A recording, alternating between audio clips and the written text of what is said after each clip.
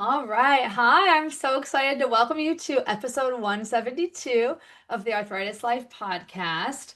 This is a really special episode. So, this episode is a celebration of the 5 year anniversary of the Room to Thrive support program. So, I'm recording this in May of 2025, and I first started my very first support group program and course in May of 2020. So, this little conversation that you're going to hear today is between six different people who have not only taken the initial Room to Thrive program, but also who have continued on in what's called the graduates or the alumni group, where we keep meeting every week and supporting each other. Actually, if you can see behind me these post-it notes, please check out the video on YouTube or my website, arthritis.theenthusiasticlife.com. But each post-it note represents one person who's joined one of the cohorts of the support group or the self-paced course. I just want to be really clear that all of our regular support group meetings are kept very confidential, and you're always welcome to speak off the record. I don't just randomly take conversations that have been said in the support group and share them on the podcast. Today is a special one where I asked if anyone would like to stay after our support group meeting and share publicly any reflections on the 5 year anniversary, on what the program has meant to them, and just have a little, almost like a ceremony where we discuss what has been the impact and what do we appreciate about other people in the group. So I'm really excited to bring this to you today. And I really encourage you to take a look in the show notes. The show notes will always have the latest information about the Room to Thrive, self-paced course and the educational support group program, because I have made some changes and iterations over the years. So if you have any questions for me, I would love to answer them, and I would love to welcome you into the group, the ongoing support group, if that's something that is of interest to you after listening to this episode or at any time in the future. So thank you so much again to the six people who did choose to share their reflections about the importance of support in general. There are many different ways that you can get support, and Room to Thrive is a really special one, and the Thrive Graduates is a really special one, and obviously near and dear to my heart. I also want to take a moment to appreciate each and every person who has taken the time to join one of the cohorts, to make those connections, to take the time to learn about your condition, because that is so important. And I cherish each and every one of you, and I'm excited to share this episode with you today. So without further ado, here is our conversation. Thanks again. I thought we could just start by, if anyone wants to share maybe some of your favorite memories from being part of the program. Any reflections you wanted to share? So I just want to say, when I first started in this group, I was like freshly diagnosed as well. And so I really had zero to no background on related diseases, or know of other people that, had the same sort of category of autoimmune disorders.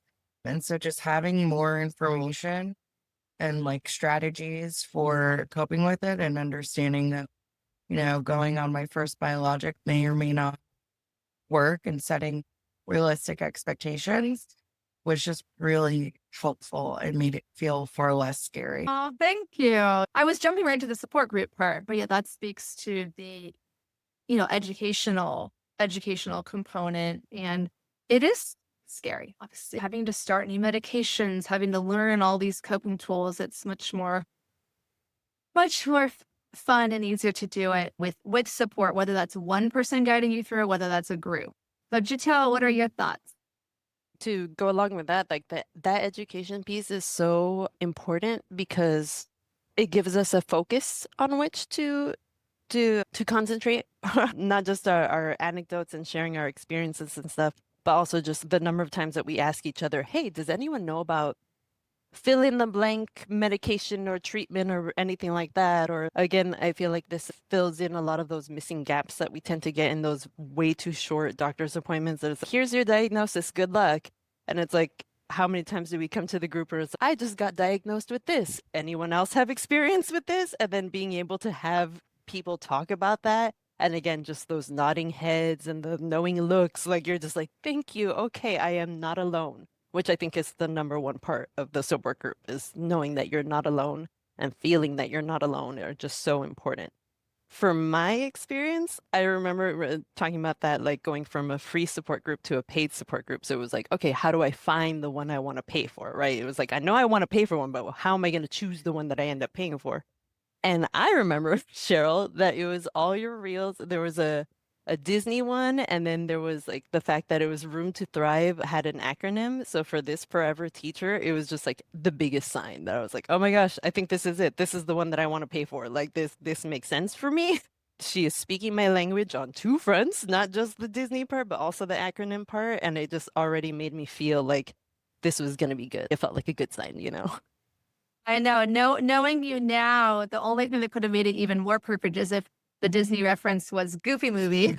Oh my gosh, exactly. I probably would have DM'd you right away and be like, I want to be part of your group. This is meant to be. No, and I think that it's a lot of times people are like, okay, what makes this different than a general support group? And I think, like you mentioned, it's that the education piece. It's not just like me teaching people stuff. It's also the having access to the collective wisdom of the group. Because there's a lot, even though I've made this my life, arthritis is my life, there's still stuff I don't know. Even if I know by the book, I might not have had personal experience with them. Having a nurse in there, having a lawyer in there, having all these different perspectives. And again, like this being called the graduates, right? Like realizing, oh yeah, we have freshmen like Marisa who are like newly diagnosed and just into this world. And then we had sophomores and juniors who are like, I've been dealing with this for a while. I wouldn't call myself a master at any way, shape, or form, but you know, it's not my first rodeo. And then you had the seniors that were just like, I've been doing this a long time. You know, like Yes. let me, and then who could even share their perspective of what it was like before biologics were even a thing, right? And you're just like, whoa, even that gave me the perspective to appreciate the fact that these drugs exist now, whereas they didn't exist before. Like even just that perspective was huge, you know? So the appreciation of having different diversity of perspectives, not just in terms of our professions and our ages. The one that we need is more gender. Yeah. Shout out to our brave boys, but I would like more diversity of that perspective for sure. Yeah. 100%. I love that the analogy of freshmen, sophomores, juniors, seniors. And what's unique, I think, about chronic illness and autoimmune disease is that you might be a freshman or a newbie for one diagnosis, but a senior for another. It's just really nice to have access to people who have experienced the different stages, or also just the stages of life, right? Marriage, divorce, kids, pets, changing jobs, moving. I mean, in the course of this group, one of our lovely members went from recently divorced to dating to now married and moved. And it's just amazing to be able to be there for each other through all that. Who else wants to share? Yeah, Meg. Yeah, so I had been experiencing symptoms when I was around 25, but I didn't get diagnosed properly until I was 30. And that was right around the start of the pandemic, which is pretty wild. And I remember just being like, oh my gosh, like, what is going on? Feeling super alone. I was also simultaneously having some mental health issues as well. And I remember finding you online and just being like, whoa, okay. But there's still this component of in kind of how I was raised, like where you just have to figure it out yourself and you just have to do that. And, trusting the doctor's word and not having that community, which I think made it much harder to get by. And I had in the past few years done a few support groups for mental health purposes. And then I was like, you know what? I just need to do this. I need to be in this community. And I am so thankful that I am a part of this community. Especially because you're also teaching us mental health approaches, which I'm just like, it's well-rounded, super educational, amazing support. And I'm obsessed. I feel so connected. I feel valued and strangely loved. I've never seen anyone in person, but I feel loved from this group. And I just think as somebody who feels like a big portion of my life is out of my control, this support group gives me like, I don't know, just great feelings overall. So I'm so thankful. I'm so thankful that you found it and that you took the plunge because it really is. And, until you join it, it is an unknown quantity. And so I'm really glad that that you feel so loved by this group because you are. You really are. What about you, Alice? I just have to say, well, echo Meg. I can't tell you how much this group means to me.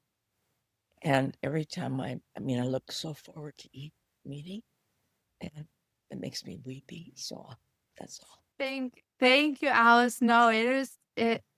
I look forward to each meeting too. This month has been so special because I've been really thinking about what did I feel like, in 2020, 5 years ago, and I had so many fears before starting it. What if people feel worse after joining it? What if they have all these questions I don't have the answers to? There's always what ifs, the anxiety part of my brain. I wish I could go back to that person 5 years ago and say, that it's going to be okay. You just got to start it, and the people will come and they will connect. I think I put pressure on myself as the person who created the group. Initially, I thought it all had to be me, and it's really not. Obviously, I'm facilitating it, but it's you bringing your hearts and your stories and your vulnerabilities and your problem solving to the group. That's what makes it really special. So, and Annette, I saw you had a thought too. Yeah, I'm so touching when everyone's sharing. But I think similar to what everyone has shared already, I was also newly diagnosed, trying to navigate like this new aspect of myself, like being really upset at my body for not working the way that it had worked before. And, I'm a psychologist, so I was like, okay, in problem solving mode. And and I like had initially tried going to therapy, like individual therapy myself, because I am also just naturally very like socially anxious. And it was helpful, but what I really needed and when I really started to notice the change and when I really started to come out of that sense of loneliness was when I started group. And I think like this has been mentioned before, but like just being in a space where you can share an experience and everyone's like nodding their heads and they just totally get it. I don't have to explain why I can't work out the way I used to or feel like the shame. Shame is something I talk a lot about in therapy. And so that was just really helpful and being able to be vulnerable and share things. I had nothing to worry about, like in terms of being like just socially anxious and this being done in video. But yeah, it was really nice to hear this term has been used already, but the collective wisdom, I really liked that term because I'm someone who was like new to this chronic illness space. Like anything that I was like, I don't know. I knew that I had group and that I could bring it up and that it would be okay and I would either be able to vent or get the collective wisdom from others. So yeah, it's just been amazing. Healing really does happen in community.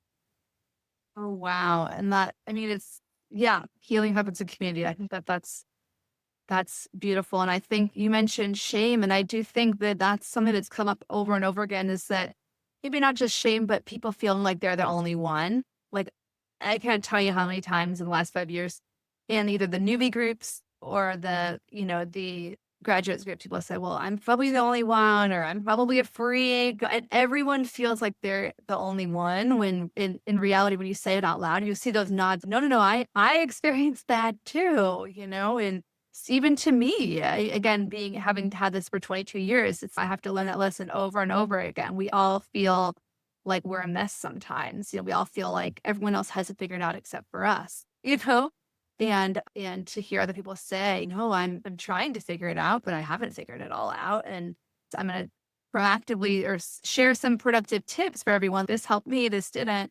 But also we can sit with each other in the messiness where we say, yeah, like I did all the things that were right. And then I still don't feel good today. And that's a hard feeling. And it's hard to explain to somebody who hasn't been there. Yeah, GT, what are your thoughts? I was gonna say that that honesty piece is so important. Like being able to be vulnerable and honest with everybody, not having to put on a brave face and being like, "Oh, but I'm okay," which I think a lot of us actually did at the beginning. We would vent a lot and at the end be like, "But you know what? It's fine." And you know what? We got over that, thank the Lord, with each other. I think with the validation from each other, with realizing we don't have to put on that mask for each other. Like we don't have to be like, "Oh, but I know I just complained and now I need to put on a little cherry on top to make it palatable to everybody." No, we're not doing that in this group. And so many of us, even if we don't know exactly what you're talking about, we have a similar enough experience to be like, I at least can put myself in your shoes. Even if I can't empathize completely with you, at least I definitely know where you're coming from with this, and that is also super invaluable. But what I was gonna say before, which had to do with the wisdom and almost the counter to that is and actually this goes with what I was just saying about that vulnerability and honesty, is the fact that not just you, Cheryl, but because you are the leader of our group and everything, the fact that you do feel comfortable saying, you know what, I'm not sure about that. You know what? Let me find a link for you. That also adds to the trust level because, to have someone who pretends that they have all the answers, who knows that blah, blah, blah, blah, who pushes you to be positive all the time and good vibes only, that's not what this group is. And I'm so happy and proud about that we have made this group to not be that kind of space, that we have made this group to be a space where we can be vulnerable and be there for each other, and that there is a lot of love there. And that is just, yeah, that kind of is the lightning in a bottle that's a little hard to recreate, but that is the beautiful part about this group for sure. Thank you so much. And I think that this is such a full circle moment for me because I remember distinctly in 2018 or 2019, so a couple years before creating this program, I was teaching at an occupational therapy assistant program. And I was talking to my therapist about how I felt so anxious sometimes when the students would ask me questions that I didn't know the answer to. And I felt like I should know all the answers. And he was like, literally, your therapy homework this week is to say the words to your students, I don't know. And I thought, I laughed in my head a little bit because humor is one of my coping mechanisms. I was like, oh my gosh, this is like therapy for a know-it-all. All my fears at the beginning were like, I know people need this when I wanted to form this group in this program. I knew it because of all my experiences talking to people on social media and the volunteer work I had done with the Arthritis Foundation, with people in person, just knowing, gosh, people are not getting enough support. They're not getting enough education and they're not getting enough support. These are like complete afterthoughts to people in the medical system. But I was like, what if I don't know? And I started noticing that some of my favorite people that influenced me in a positive way that are like, whether it's a Glennon Doyle or other, Brene Brown, people like that are really prominent in kind of this self-help and the mental health world.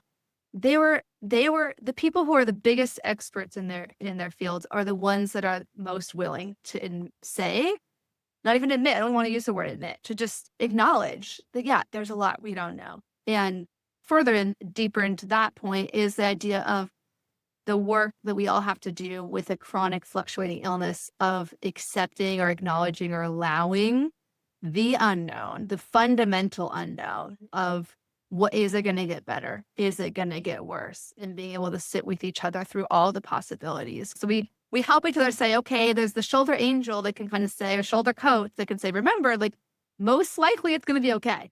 But also the shoulder critic / shoulder, like realistic, like, no, you're totally valid to feel your feelings of anxiety about this. Yeah, Alice, what are your thoughts? This is kind of piggybacking off some of the things that GT said. Excuse me.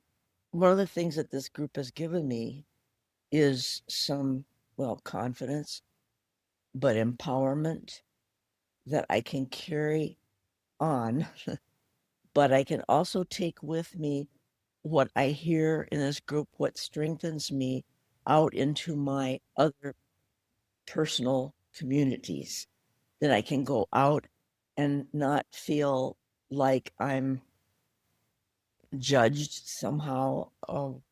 Oh, you poor thing, you have these conditions. But I can just show some strength and owning, okay, I have this, but this, I'm working with it. And I want to continue to do that. It's just the strength. So thank you. Yeah, that's so beautiful. I remember someone's once in the group shared that their spouse had noticed that they said, "You seem to be in a better place recently. Why do you think that is?" It was about a month into the program, into this group. And she's like, "I honestly think it's the group." It's just true that there is something transformational about that community, that magic elixir mix of the education plus the sharing, plus the support, the cheerleader. I know GT mentioned we've had some dance parties, and one of the songs is that cheerleader song, and I think I found myself a cheerleader. I'm not going to subject you to my singing voice. I already did that. If you want to hear my singing voice, you can hear it on the Taylor Swift episode. But, is there anything else you would all want to share, or any of you would want to share about the impact of this? Did anything surprise you? I think for me, something that surprised me was how much we talked about ableism and internalized ableism, because I hadn't even identified that as a main topic before, but the idea of unlearning the shame that we might feel for having a condition and that it was our fault somehow, even though we know it's not. Just being able to work through that together has been really powerful for me personally. That I would say that wasn't on my list of things that we would talk about in 2020 when I started it. What about you, GT? Also the toxic positivity of it all, which is kind of what I was talking about before, where it's like feeling forced to put on that mask of having a brave face and no, things will be okay, I'm positive. And being able to, once again, to be honest and to be vulnerable because I am amongst my friends, and why would I lie to my friends? This doesn't make sense. And again, that's the point that I wanted to make, is that I have made so many friendships from this group outside of the group, like we continue talking outside of these weekly sessions, and that's an invitation to all of y'all as well. But even just like on Instagram, like sharing memes, we talked about sharing memes being a love language, right? Just being able to do that, and again being able to share the chronic illness memes that for other people might be a little too much, or might be like, what, or they just will not understand whatsoever. But with y'all, I can put it in the Discord group, or I can share it directly with one of you, and I know that you're gonna chuckle with me. You're not gonna start a pity party for me and, oh, her life is so sad. Like, you're just gonna be like, yeah, that's funny.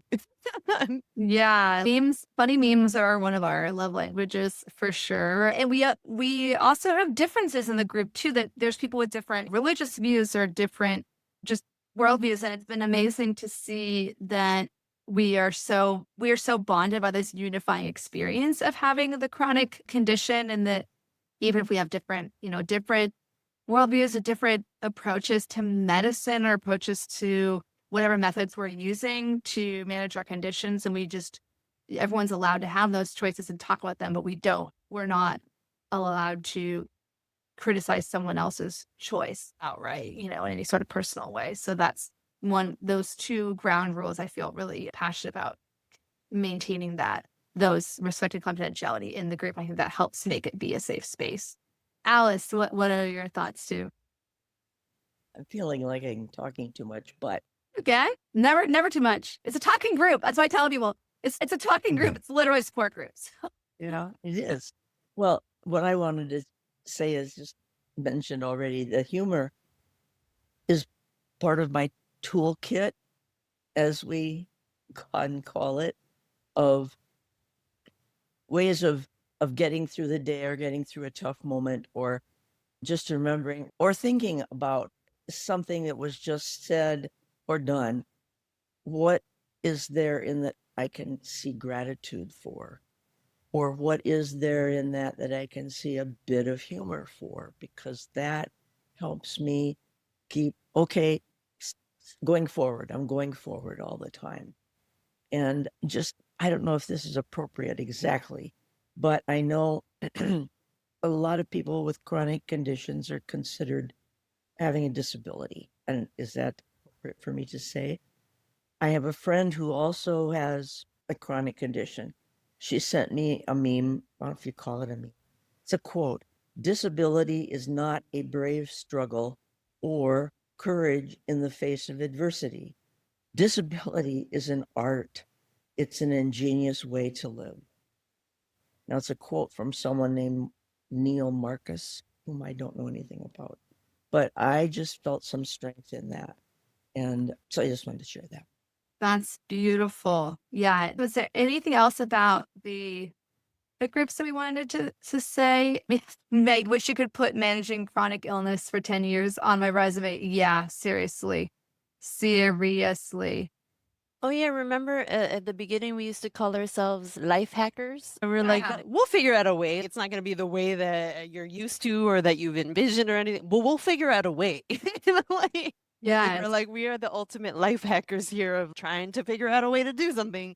Yeah, I love that. Arthritis life hackers or thrivers. I think that the central goal really is to empower you to feel a sense of thriving in your life, whatever that looks like for you. You know, sometimes thriving looks like getting out of bed.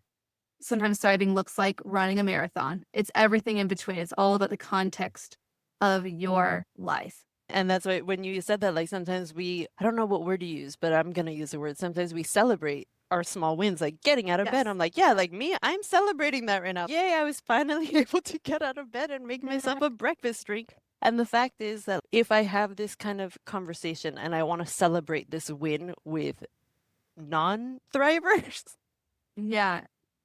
you know, it tends to lead towards like I've mentioned before, like a pity party, right? Oh, so sad. Giselle, your life is so sad. You have to celebrate the fact that you were finally able to get out of bed at 11 and make yourself a breakfast drink. Whereas when I'm talking to you guys, I'm like, you guys, I finally did it. I finally was able to get out. And the genuine, like, yay, good job, and everything that I feel. It doesn't feel condescending. It doesn't feel like I'm supposed to feel ashamed of it or anything. It feels, no, I'm genuinely proud of myself for this moment, and this small win no longer feels like a small win, and it feels like a genuine win, you know? And that's something that I don't think I would have been able to have that reframe in my mind had it not been for having a group that celebrated those small wins with me, you know? Because otherwise I would just resent it all the time. Oh, now I have to be settling for these small wins, you know? And it's no, I genuinely do feel excitement about this because I know how hard of a struggle this is, you know, and not just for myself, but for everyone. And it feels if I'm not able to celebrate for myself, I can celebrate for someone else. It's taking away the hypothetical abstract of it and giving me actual concrete people to think about, you know, when I'm being hard on myself and I say, would I say this to someone I love? Would I say this to a friend? No,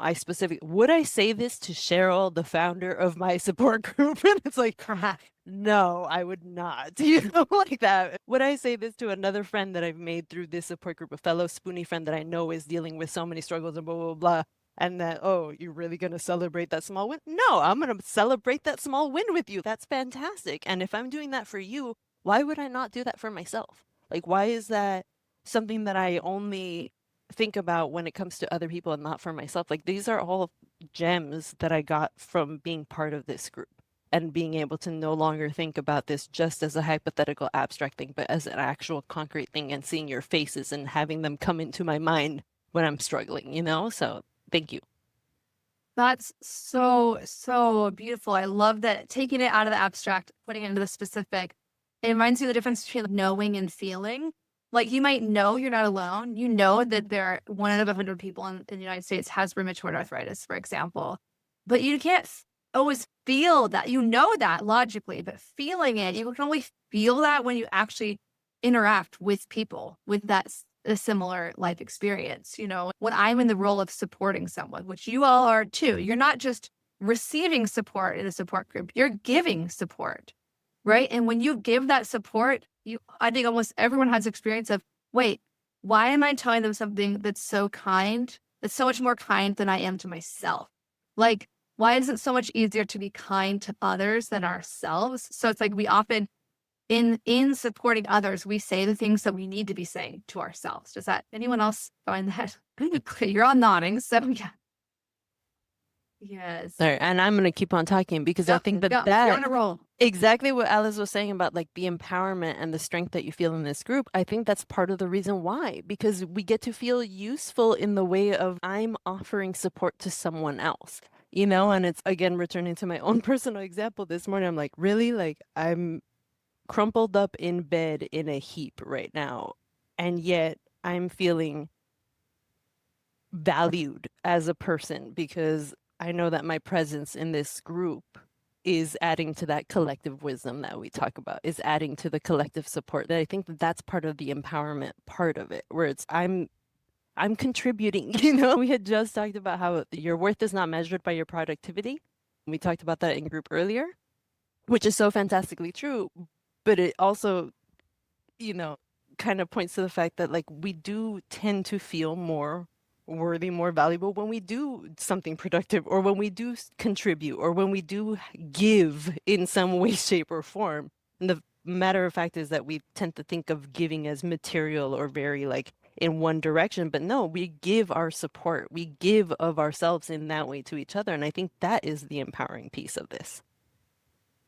That's beautiful. Wow. So well said. You certainly feel a sense of purpose. This group gives you a purpose in the giving of support. And if your best way of giving support that day looks like being crumpled in bed and just hitting the heart button when someone's sharing to show them that you are happy, that you want to send them love and support, that's your bet. That's great. That's just a beautiful, it's a beautiful reflection. Anything else? Any other thoughts before we wrap it up? GT, what are your thoughts? What I was going to say was that this group has also really helped with my interactions with people outside of it and my relationships with people outside of it. So for instance, one, I no longer feel like I'm flailing trying to figure myself out and possibly splashing water in people's faces, or maybe even pulling them down, right? I can understand the number. We talk about this in the R of Thrive, right? The relationships and why we have a lot of issues with non-spoony relationships, because it's hard to get something that when you don't have it, right? How this group has helped me with that specifically is I now have a more, I guess, compartmentalized way of looking at it. Like we mentioned before, oh, I'll save this one for the group, right? Oh, this is something I want to bring up in group. This is something I want to know. I want to hear the collective wisdom. I want to get those perspectives. And this no longer is a thought that I'm going to share with my non-disabled, non-spoony, non-chronically ill, right? Because it's like they're not going to get it. And that's not really the perspective I need anyway. I want one from someone who gets it, And so that has helped me, as well as when we met in our group, sometimes we're like, I just need to get this off my chest. I just need to talk about this, versus I need advice, you guys. I feel like we've learned more how to express our needs and how to ask appropriately and from the appropriate people, right? Like what we actually need from them. And I feel like this group has helped me a lot with that, because I have the vocabulary for it. I'm able to think through it a lot more, right? Even just what I just did, where I was like, oh, that's the R in Thrive, right? If I'm like, oh no, I need help with the E in Thrive, I need help with this, So it helps me be able to organize my thoughts more. It helps me to be able to express myself more. It just gives me a lot more clarity belonging to this group, the education part of this group. So all of that has been extremely helpful for not just interacting within the group, but outside of it as well. So I definitely wanted to bring up that point.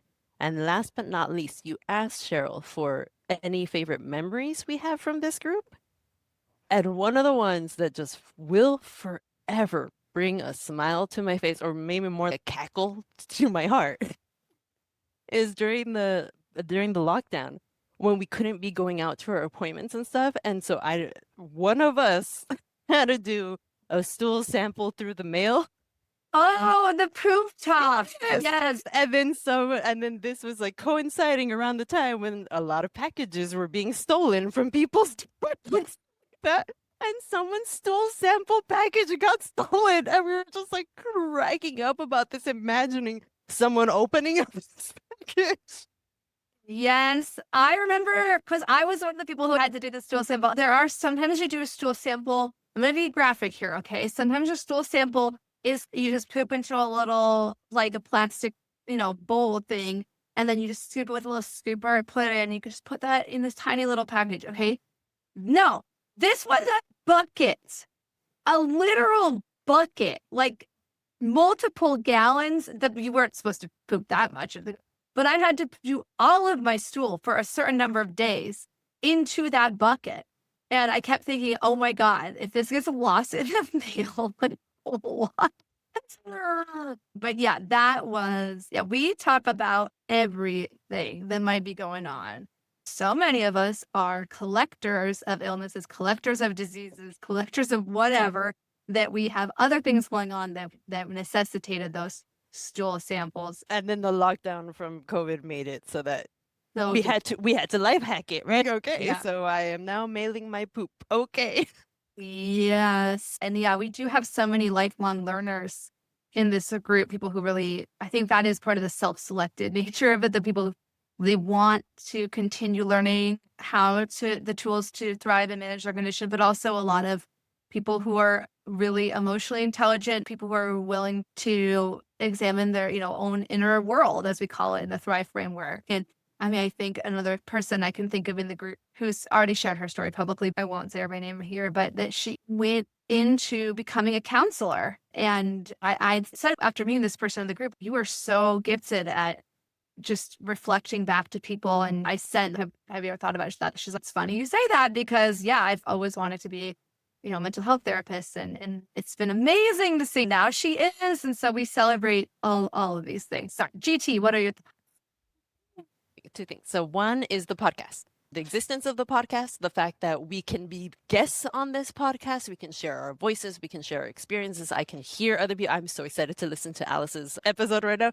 Even that fact, the fact that once again, it's not a random person that I've never heard. This is Alice's. I want to hear her story. This is my friend. I want to know more about her, so I'm so excited. And also the fact that you record the meetings. As I mentioned earlier, I was like, one of my favorite activities to do when I have a flare. One of the things that actually does help when I have a flare is putting up one of the recordings. Maybe maybe I can't even process, but just the fact that I can see your see your faces and hear your voices is very soothing to me. And we talked about that being like almost like a comfort show, So it's like, I'm still laying in my crumpled heap in bed, but now I have my friends here too, And so those two resources are invaluable as well. And that's part of this whole support group thing that you offer. So I definitely want to make sure that that is mentioned. That's so sweet. This is not the most important part of what you said, but in case you're worried about the fact that it's recorded, I do have a rule or an agreement that if anyone ever wants to speak off the record, they are welcome to do that. You consent to recording, and then you can say, no, I don't want this part to be recorded. So that allows people to make sure that they, feel most comfortable sharing and connecting. But yeah, I love that when I heard that you did that. I listened to the recordings or watched them as like a comfort show. I just think that's it's a beautiful thing. And because we often joke, because we all have brain fog sometimes, that it's also nice. We're like, I'm so glad this is me recording. Because someone's saying something really smart right now. My brain's not like completely retaining all of this, but I can go back and I can listen. Oh my God. When I was starting the methotrexate injections, I went back and listened to, I was like, I remember there were so many people in the group who had questions about this and blah, blah, blah. I don't need to recreate the wheel here. I'm just going to go back and listen to the people talking about the methotrexate and watch your reels about the methotrexate. And then, Cheryl, you still did an IG live with me to do my first methotrexate injection. Like this is the special stuff. This is the thank you so much, This community, I mean, I honestly don't know if it wasn't for the pandemic, if I would have done this all virtual. And I'm so glad that it is virtual, because if I had done it locally, the only person in this little group that would have been there was Meg, which I love you. And we would have had so much fun, but it's just great to be able to meet people from all over the country, all over the world. There's people from Japan, England, other places. And we can do things like you said, if someone is doing their very first injection, they mention in the group they don't want to feel alone.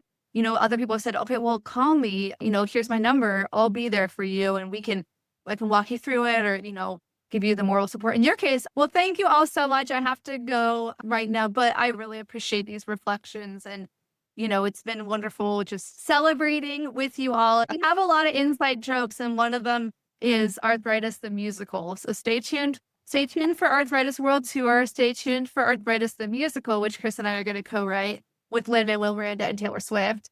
And stay tuned for Rheum Island, the magical island we imagine, where we always say, so-and-so, if they're a good provider or a good friend or whatever, is invited to Thrive Island, where all the thrivers go. And certain people are not invited to Thrive Island. So where there's no health insurance barriers, no one bringing you down. So Teddy is also friend of our meetings, so I thought he should be in here. Yeah, you really watch the YouTube video of this one or the video version, because then you can see my little puppy Teddy, who's 6 years old. So thank you all so much. I know he's the best. I'm going to squeeze him because he's my best friend.